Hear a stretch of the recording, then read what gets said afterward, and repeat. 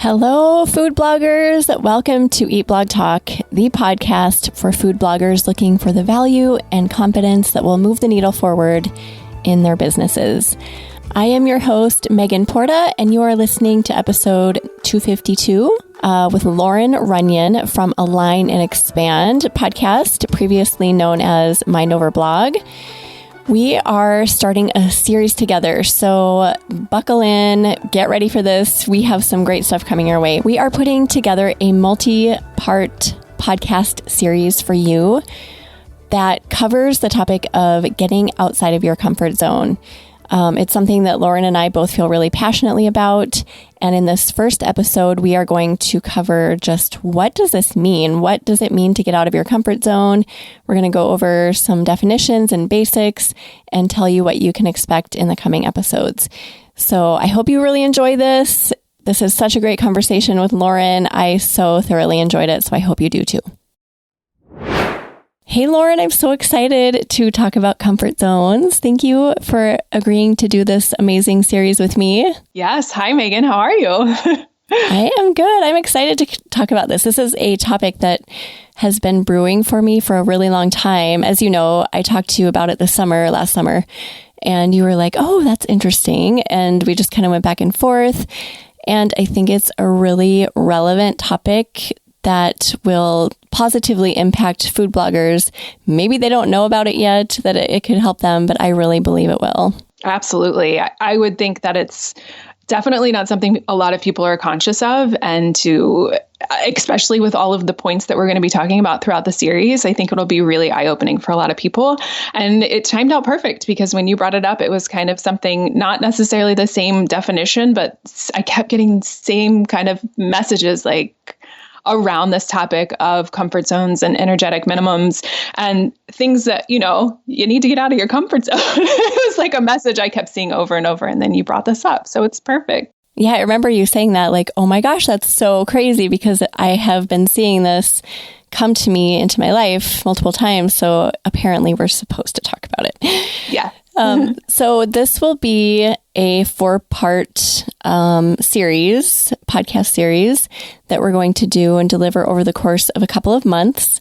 And this is episode number 1 in that series. In this first episode, we will talk about what is it? What does it mean? Because I know that can be confusing hearing that string of words and I don't really know what that means or how to apply it or how this actually affects my business. So in this episode, we're going to dive into that. And in the next episode, we are going to talk about money and how that relates to comfort zones. But at the end of this episode, we'll talk about all of the topics that you will hear about. So to start here, let's talk about just the general term comfort zone and getting out of your comfort zone and what that means. Would you mind just starting by defining that, Loren? Yeah. And I'm just going to kind of give my own definition of what I think a comfort zone is. And like you said, probably what comes to mind when I think of what a comfort zone is, I think of exercise and diet. That's what pops in my head. It's not a lot of the other things. But to me, when I try to come up with the words to define comfort zone, it is basically where we are currently feeling really safe. And it is where we function on autopilot. And it's the space that our brain puts us in so that we can just go about our day without thinking. And what happens when we get into this comfort zone, we stop challenging ourselves. And when I start to think of maybe potential issues with comfort zones, I think of it when it comes to someone who becomes really complacent within their lives and their jobs and their relationships and money, but they yearn for more. And the yearning is kind of the signal that it's time to get out of that comfort zone because you want it for a reason, but you're scared also because you're in that comfort zone. Okay, that was textbook definition. So amazing. I could never have said all of that. That was so good. I think you're so right. And I just want to add, there are so many areas of your life that you can think of when you're talking about comfort zones. I think of how I interact with people and what I'm comfortable with and what actually extends me. And then I chatted a little bit ago about money and, honestly, the work you do on your blog, what kind of work you're putting into your blog. I mean, there are so many parts of our lives that this could apply to, which kind of gets me excited. But the only thing I'll add is that I just believe it's so important for us to look at the ways, consistently stop and look at those ways that we can extend past our comfort zones in all areas of our life, because this is only going to positively impact not only our lives, our personal lives, but it's going to impact our businesses. It's going to increase the amount of money we earn. It is going to bring in more high quality people. It is going to allow us to acquire new skills. It's going to let new opportunities land in our laps. And that discomfort that we go into when we decide, okay, I'm going to extend past my comfort zone, we need to do that because we need to grow. And if we're not growing, we're just living this stagnant life. And applying it to your business, we don't want a stagnant business. I think everyone listening wants blog growth. They want traction and traffic and opportunities and people, and that requires discomfort. So I think that's kind of the message is if you want growth, you have to find those ways to get uncomfortable. Even if it's really hard, you need to start stepping into those. Right. I totally agree. And then for anyone from my audience that's listening that isn't necessarily a blogger, this 100% applies to you. And if you have a business, it applies to your business. If you are just, working a 9 to 5, it still applies, because maybe you don't have a blog and maybe you're not working to grow a business, but you might be really comfortable in your job right now and you yearn for more money in your 9 to 5, or you yearn for a higher position. It starts when we become really conscious of what it is that we want to create in our life. And it doesn't necessarily matter what it is that you're doing. You can't say, well, because I don't do this, then this doesn't apply, because it really is creating what you want in your life by becoming conscious of it. And as I was writing, thinking about this and writing stuff out, I thought, oh, the opposite of comfort is uncomfortable. So that. And it's kind of, there's a law of polarity, and it means that when there's an up, there's a down. And when there's not enough money, there's more money. And if there's comfort, then you need to be uncomfortable. And we have to have both to see the growth in our lives. As you were talking, I was thinking that maybe we need to make the distinction between that fearful place of oh, I'm scared to go there, but I know I need to, and that place where we kind of know something's wrong, right? So that intuition where we don't go to a place because we know we're not supposed to. Does that make sense? Because I know some people are well, how do I know if that quote uncomfortable place is telling me it's uncomfortable because it's bad for me? I think the answer to deciding what's right for you. And this is going to be an answer that it can't be a blanket statement, because everyone is going to be different and everyone handles fear and comfort differently. But I think to decide and differentiate between bad fear and good fear is to first tune into your self-talk and the feelings that are coming up in your body. And oftentimes I think maybe people aren't aware of their self-talk that's creating the fear, but they may be really aware of the feelings that they're feeling in their body. So for instance, and we're not to this yet, and I know we will eventually get to this, but for instance, one of the things that I see a lot is someone say that they are scared to get new clients because they're afraid it's going to be stressful.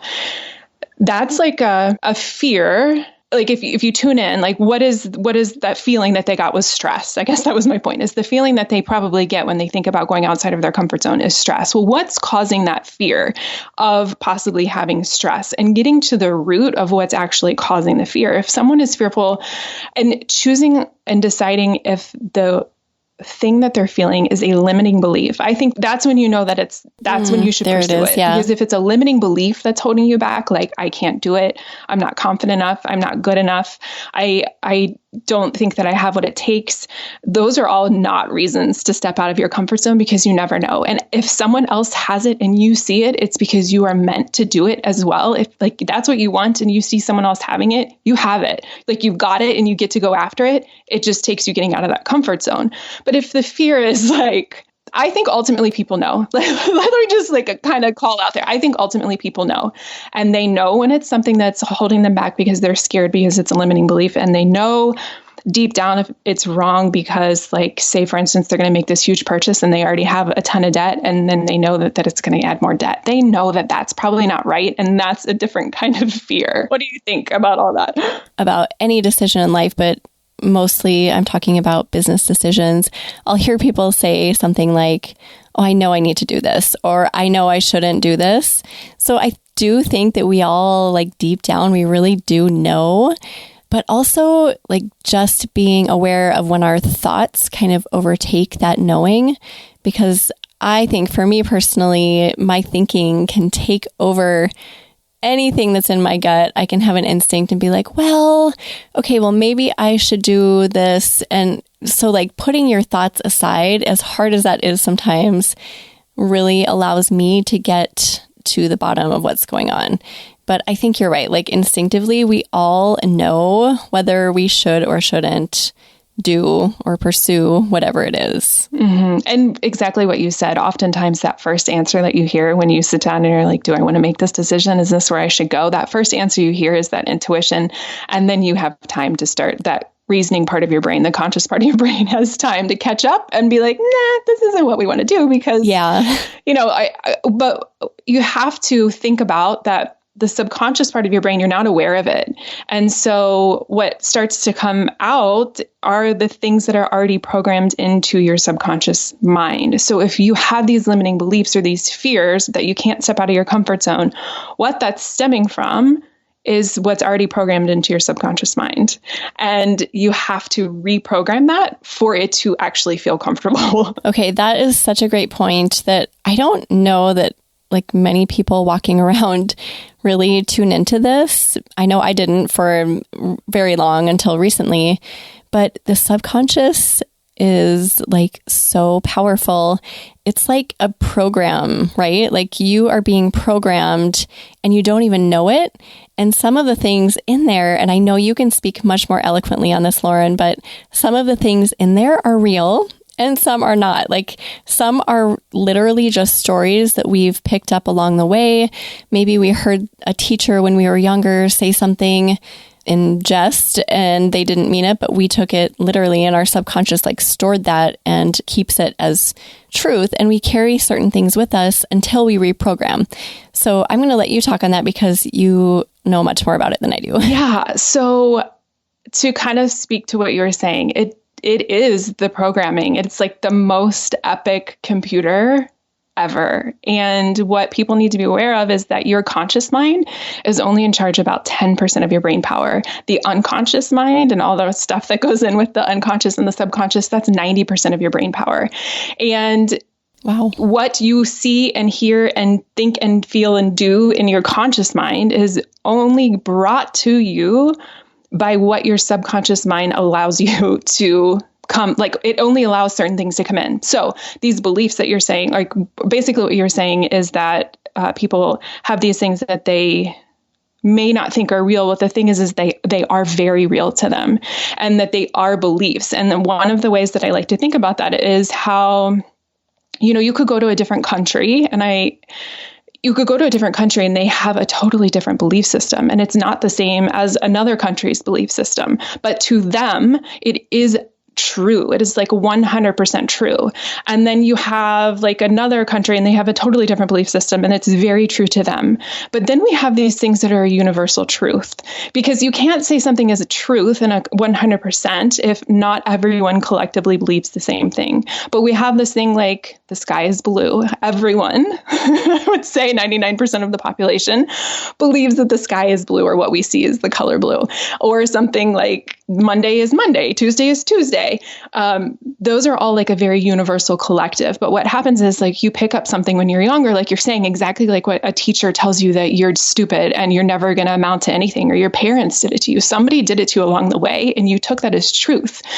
But if you ask someone else, they're not going to tell you that's the truth. Like, that's not true for them. That's just a belief that you took on. And that's when like, there's potential there for you to heal that belief, that limiting belief that you've created in your life, when it is not a universal truth. Like, for example, if I have this thing where I'm like, well, I can't make more money. I just can't do it. I can't make more money with my clients. I can't charge more for my photography. if I say that to someone who's charging more for my photography, like even though I believe it, I would say that to someone who's already doing, they're like, well, yeah, you can. I would love to dig into that just a little bit more. How do we pinpoint a limiting belief? So how do we even know that it's a limiting belief? Do we just question everything that goes through our brains about our work or our money? I believe it's your self-talk. I believe it's how happy and joyful you are with each parts of your life. There's this thing called the life wheel. I think that's what it's called. And it's like a pie chart. And it's divided into like so many pieces I forget. But you have like your money and you have your relationships and you have spirituality and you have all these things and you can rate it from a scale of 1 to 10. And I think this is a really good place to start, especially if you don't know if you have limiting beliefs. So you have it and you rate it like, how is my life right now on each one of these things? And so say you pick for, your career on a scale of 1 to 10, it's a 4. Okay, what is it that I have right now? And what is it that I want in my career? And then journal it out or whatever it is that like helps you work through things, see what comes up. Or start taking note. Like if you're currently in your job that you don't like, or if your blogging situation isn't going well, start taking notes in your day. Okay, right now I know that I'm not very happy with this career part of my life wheel. I'm going to write down everything I think about all day long. Like what are my thoughts on this subject all day long? And you're going to start to become aware, because the awareness is the first key to that self-talk and to identifying those limiting beliefs. That is so smart, first of all. But also like noting which beliefs bring you like a negative energy. So I always think like if you have a good positive vibe about something, most likely you're good with that issue, that topic. But if something that you are thinking about, whether it's your job or your finances or your relationships, gives you that vibe, and you all know what I'm talking about, just that like energy that makes you feel icky inside, that's when you should maybe start taking note and noting what you're saying to yourself and how you're kind of defining your life, and just write out those things. And then you mentioned journaling. Journaling it out is such a good way to get through things and get to the bottom of like, what is going on here? So I just wanted to point that out. Sorry to interrupt you. No, it was kind of along of what I was going to say. Sometimes I feel like, just from my experience, because I went a very long time, kind of like you said, I went a very long time not doing any of these things. I was stressed all the time. I was overwhelmed all the time. I had negative thoughts all the time. Like my husband would be like, you're so negative. And I'm like, I don't know what that means. What do you mean I'm negative? Like, I didn't even get it. I didn't understand. I think this is a really great place to pause. Let's take a really quick break. And when we get back, we'll dig into this more. Hey, food bloggers. Do you ever get caught up in the confusion about how in the world you are going to make money? Take the free quiz I've put together for you that is going to help you get to the bottom of this problem. Go to eatblogtalk.com/quiz to find out which stream of revenue is the next perfect one for you.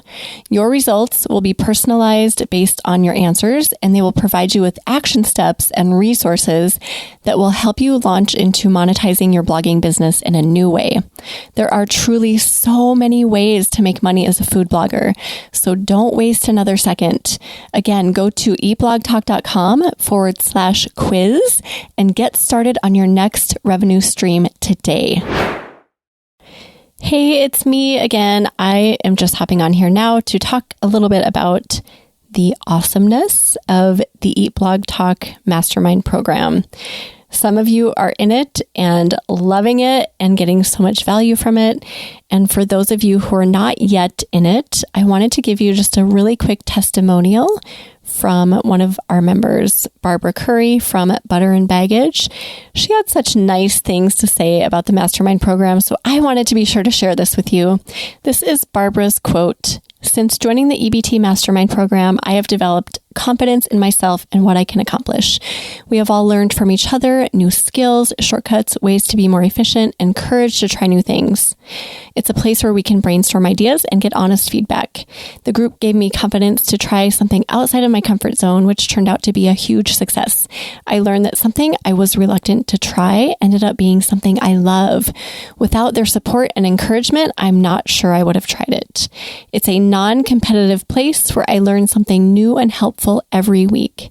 It is the best investment I could have made. End quote. Barbara says it all there. Just wanted to share that with you guys. If you're interested in joining the waitlist for the mastermind program, go to eatblogtalk.com to do so. We're back from the break. Thank you guys for listening to that. Before the break, we were talking about negativity. So Loren, why don't you continue with what you were saying? There's two things. When you take a look at this life wheel, or you don't have to look at the life wheel, just think of anything that brings you the bad energy that you're saying.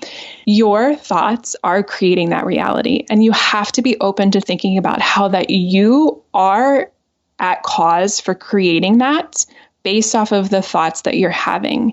And the environment, the job, the lack of money, those are not the things that are causing the problem. The things that are causing the problems are your thoughts and your beliefs around that issue. So the reason it is low on that scale is, I would bet 100% likely because you're having thoughts that are not congruent to the life that you're trying to create with that. And if you are listening and you're doubting this, like, really? Because I used to be there. I used to doubt the same things.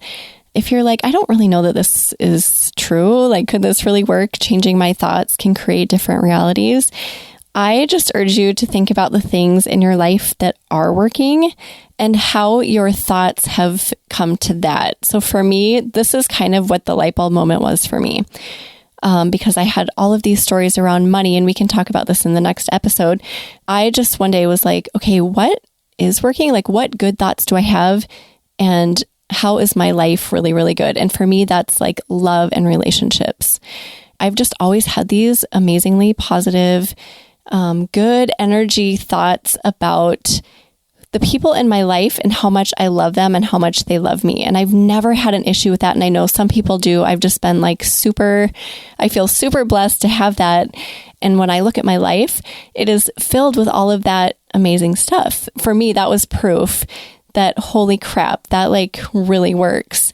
And then you start looking at the parts of your life that maybe aren't going so well. For me in the past, it was money. And I just started digging into that. Like, okay, what beliefs did I say to myself over the years about money? And there were a lot of negative stuff came up. So I had to like really dig into that. So I just wanted to say, like, I urge you to think about the things that are really working well and how your thoughts have produced that. Yeah, I think it's a very good point. And if someone is doubting it, because that sounds, I 100% believe there is a woo-woo spirituality, like universe, God aspect to it. However, there's a scientific aspect to it as well. And so if that helps, yours, kind of like how you mentioned earlier, we have all this information that's going around us. I'm not good at remembering like numbers, but there's like 2 million bits of, it's something crazy. We only take in such a small portion of the information that's going on around us. And so one of the reasons your thoughts create your reality is because based off of your current belief system and the thoughts that and your thoughts are based off your beliefs. So based off of your current mental framework of your beliefs, that is what your subconscious mind's job is to bring into you. So based off of your 5 senses, like what you smell, you touch, you hear, all those 5 senses, you gather that information from the world around you. You only take in a small portion of it. Your subconscious mind, without you having to think about it, deletes, distorts, or generalizes that information based off of a lot of things, but your beliefs are one of them.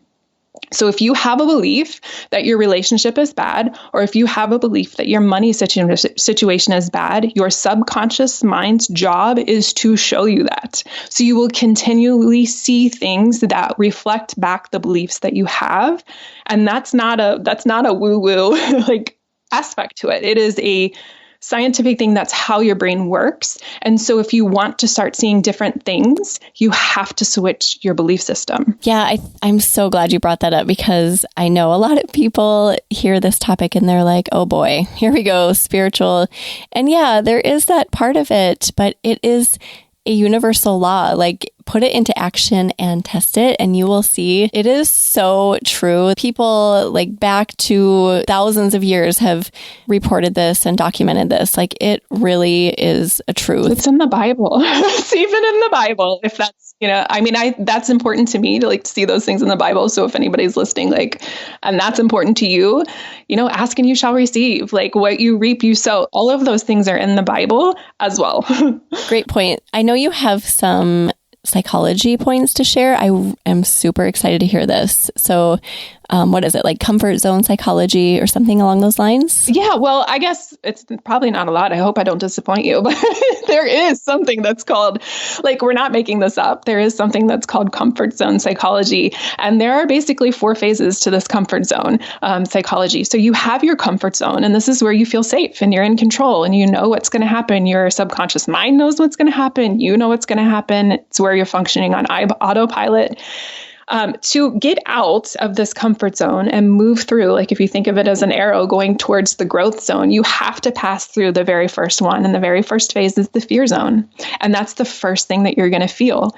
As soon as you're like, okay, I'm going to step out of this comfort zone, the first thing is the fear zone. And this is where things start to get, murky, and you start to have these like monkey mind chatter of, I can't do this. You might be persuaded by other people's opinions. You might start to feel imposter syndrome. All these things could start to creep up in this fear zone.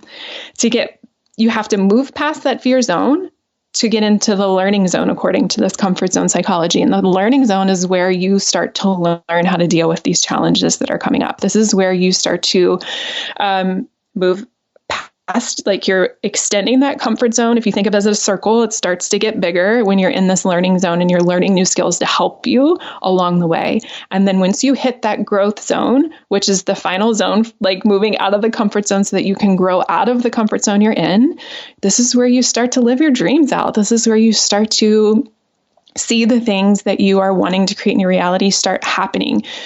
You realize that you can do these big aspirations that you have. I mean, I think everyone can probably relate to that, because we've all been through that fear of like, do I do this? How am I going to do this? I can't do this. And then we have to come to a point where we either fall back into comfort or we just decide we are moving forward despite the discomfort.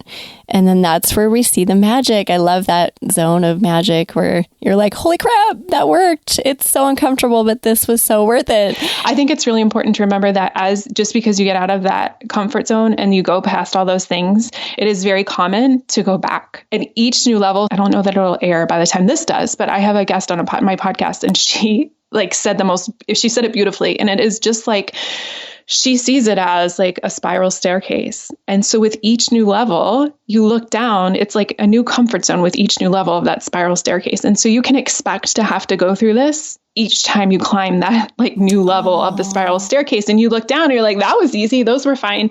But each time you move up that level, you're going to go through this again. And that's completely normal. Like, you don't just go through this once and then everything is like, well, I'm healed. It is never done. It is an ongoing process. So you talked about the spiral staircase, and I heard another analogy on a podcast recently, and I seriously fill my brain with podcasts. So I have no idea where this came from. So I am sorry to whoever said this.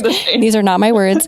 But this person talked about a visualization right along these lines. So you work really hard to get to that growth place and get out of your comfort, and you see it as if it's a ceiling, and you're like on the floor looking up at the ceiling, and you want to be there, and you do all the hard work, and then you finally get there, and then you go through the ceiling, and the ceiling becomes your floor. So your old ceiling is your new floor. So then you're not done. You have more ceilings that you want to go through. So you look up at your next new ceiling. And so you keep going up and you keep learning and growing. Hopefully you don't go back to your old floors. But I just loved that analogy, and it's been stuck in my mind ever since I heard it. Yeah, that's really good. We talked about how to identify where we need to grow. So looking at our self-talk, what things are bringing us down or giving us kind of an icky feeling with our energy, and just really evaluating that, maybe with journaling. What are some other things that we can do to figure out areas that we need to like extend into our discomfort zones? I wanted to start thinking about how does I move out of my comfort zone? And I related it back to this like comfort zone psychology. And my belief is that a body in motion stays in motion, and that you have to start moving. And it does not matter how small the step is. If you're not moving, it can't move. And you just have, like, I almost, sometimes I really hate this saying, like, you just have to take action, or just like one step forward. Some part of that bothers me, but part of it is, it's really the truth. And I think the most important thing to take away from that is that it can be very small, and it does not have to be something that's like a gigantic leap from your comfort zone to the fear zone. It can just be comfort zone, and I'm just a little tiny bit uncomfortable. Like, that's important to me. And then I also think, there's a couple questions that you can ask yourself when you're starting to get towards this fear zone is, number one, how am I getting in my own way? I love this question. And when I first read it a long time ago, I'm like, this is really good. I can think of a whole lot of reasons I'm getting into my own way. And then another thing that I read about is Jeff Bezos has this framework, and I think it's really perfect for this. And it's called the regret minimization framework. And this is when you ask yourself, in X amount of years, and you can say it for whatever you want, but in X amount of years, will I regret not doing this? And when I read that, I'm like, that's really powerful. That is great. I love that so much. And also, like, when you say to yourself, I just need to get out of my head, right? I hear people say that all the time. So that might be a red flag. If you hear yourself saying that repeatedly, then maybe pause and just note what you're talking about. I think that awareness is kind of the first thing, right? Don't you think, Loren?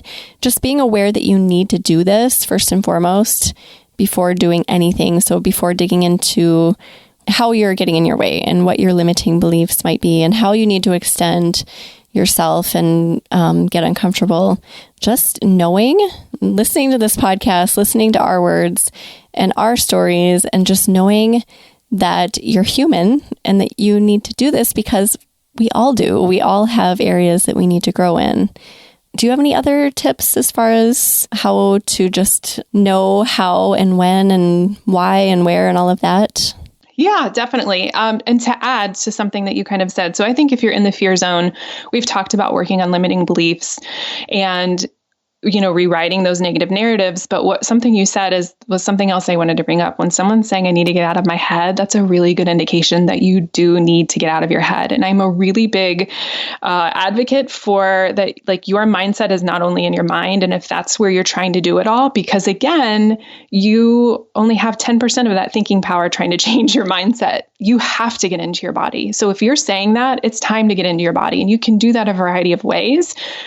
I think it's the most important, because what happens is that we have this, I don't know if you've heard this, it's called the polyvagal theory, but it's that we have these basically three branches of our nervous system.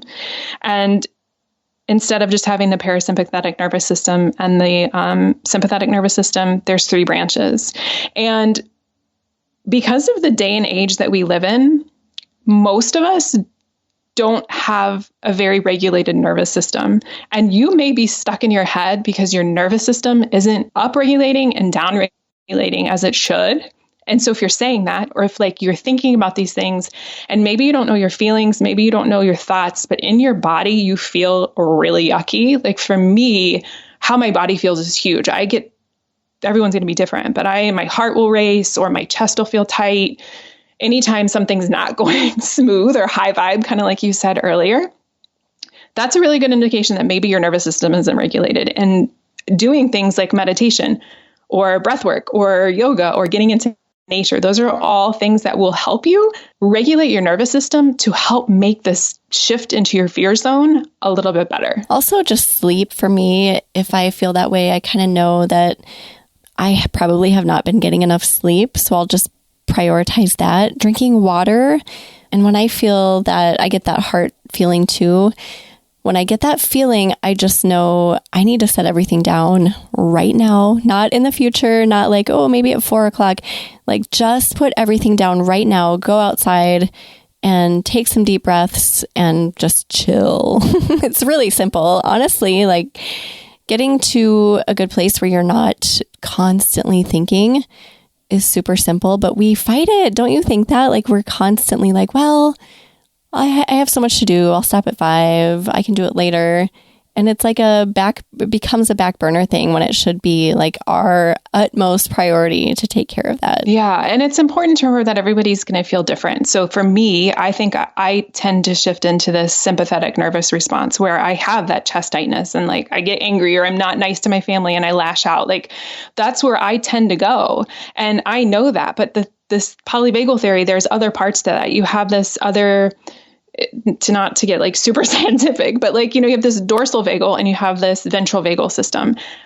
And I want to say that because you may not get angry, you may like freeze, you may not move, you may get stuck because this is where you're trained your body to be within your nervous system. Or it may not be that you feel like that you need to like keep busy or your mind is constantly, maybe it is that you feel like you're people pleasing. Like all of those are along the lines of your nervous system possibly not like regulating the way it needs to. So just keeping in mind that because I feel that way doesn't mean you will, but to really listen to how your body's feeling when you're doing this work. I just have like one parting thing that came to me and then I'll let you kind of wrap up too. But if you want something different from what you have currently in whatever, fill in the blank for your topic or your area of life, you need to do different things because we do things over and over and we think that maybe things will change. And then it's not until we like stop and realize that we're doing the same things over and over and we're getting the same results. So maybe we should actually do something different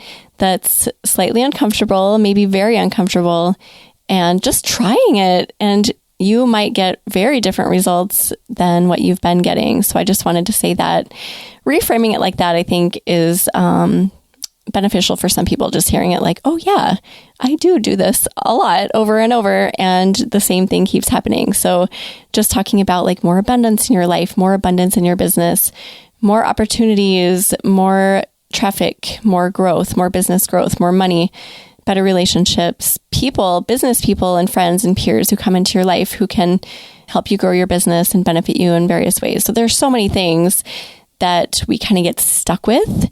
And I just encourage everyone listening to think about those ways that you are stuck and that you want different results and just to kind of pursue how to do that. Okay, Loren, I will let you kind of do your final words and wrap up. I really liked what you just said. And I just, to add to that, when you're thinking about like, what am I doing over and over again that's not working? One of the things that I was going to say is that, when you're in that learning zone, you've moved past the fear zone and you're in this learning zone where you're acquiring new skills. Also, I mentioned this earlier, taking a step back and say, how could I be at cause for this versus how something else is causing it? How could I be causing this thing in my life versus it being Pinterest's problem or it being Instagram algorithm problem? Like, what is it that I could do differently? And that's exactly, I'm glad that you said that because that is something I think people need to start doing more of, is taking a step back and saying, how can I affect this? Or like, how am I caused? I've said it. And then like you move into this growth zone. And I think one of the most important things to think about once somebody gets out of their comfort zone, maybe sometimes they get out of it and then they get there and they're like, now what do I do? Is to get really clear on what it is that you're trying to create in your life. Like super clear. Now that you're not worried about the fear and now that you don't have all these other things jumbling it up, get really clear on what it is that you're trying to. And you kind of said this as well. Get crystal clear on what it is that you're trying to create so that you can continue to go after it and, keep raising that ceiling and climbing into the new floor, I think is really important. And then the very last thing that I have to say, since I'm sorry if I've talked too much, but is to ask yourself, and this is really similar to that regret minimization framework, what is it going to cost you to stay in your comfort zone? Which pain is worse, right? Which discomfort is worse? The discomfort of staying where you're at and being frustrated because you're not getting somewhere you want to be, or going through the discomfort to get where you want to be. And just kind of like a heads up for anyone who's never ventured into a scary place like this and willingly walking into an uncomfortable zone. For me, I don't know about you, Loren, but crap kind of hits the fan for a little bit. You know what I mean? Like your world can get shaken just a bit. So just to know that is normal. It's like your ego like trying to protect you and get you back into that comfortable place. So know that before you do it, and don't let it scare you out of not doing it, but just know that pushing through is going to create that magic that we're talking about. Yeah, that was a really good point to add. And it's so true.